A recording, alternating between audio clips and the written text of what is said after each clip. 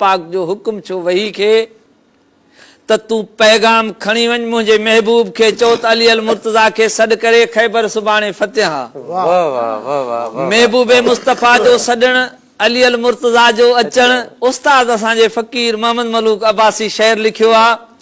अरज छो त मुको मालिक मुडे खालिक चयो परवर मदीने खां।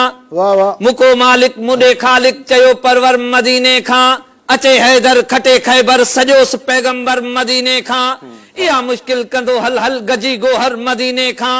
अली ईंदो खत्म थींदो अचे मारींदो मुनकर मदीने खां। इहो मरहब कंदो गप गप मुंहिंजो दिलबर मदीने खां। अली अजहर अली मजहर अली बबनर मदीने खां। अली अकमल अली अफजल अली सफदर मदीने खां। बजो बरबर जही अनवर अचे आधर मदीने खां। अली जी चोट केराईंदी कोट अचे अनवर मदीने खां। अली आ शेर कंदो ढिग ढेर कटो काफर मदीने खां। त वजाए नाद कम दिलशाद सजम सरवर मदीने खां। त सलाम अलैक चई लब्बैक उचो अजहर मदीने खां। अली सा साण पोए अगवान हो कंबर मदीने खां। त बिस्मिल्लाह अज़दिल्लाह गजे गौनर मदीने खां। इलाही रात बुधम आवाज अल्लाह अकबर मदीने खां।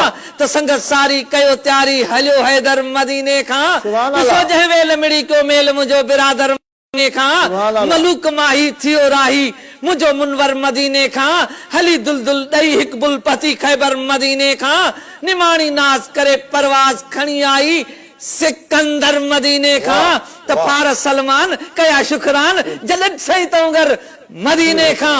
अब्बासी आस पूरी ही प्यास कंदो रहबर मदीने खां। भरे जमजम ॾींदो दमदम मुखे कौसर मदीने खां। मुखे कौसर मदीने खां। मेहरबानी।